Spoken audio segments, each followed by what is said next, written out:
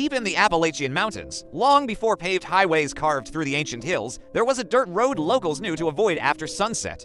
It was a narrow, winding path squeezed between two dark ridges, where the trees grew so close together they choked out the moonlight. They called it Whistling Road. Travelers who dared to walk it at night shared the same chilling story. They'd hear a whistle rise from the darkness behind them, slow, off-key, and unnervingly steady.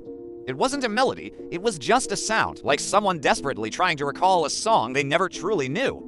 The rule was simple and passed down through generations. No matter what you hear, you never, ever turn around. The elders claimed the road was built by a crew of laborers who simply vanished during its construction. One day they were there, the next, they were gone. No bodies were ever found, no tools were left behind. All that remained were unfinished tracks and a line of boot prints that stopped abruptly in the middle of the dirt, as if the men had just stepped straight into the earth itself. Years later, a young and confident preacher named Eli Moore dismissed the stories as mere superstition. He believed fear was a product of the mind, not of spirits.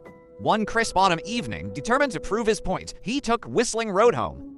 Halfway through the dark pass, the whistling began.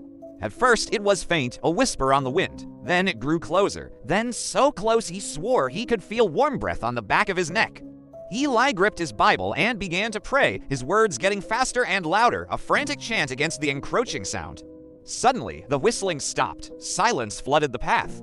Overcome with relief, convinced he had banished the darkness, Eli made his fatal mistake. He turned around. The next morning, his hat was found sitting neatly at the entrance to the road.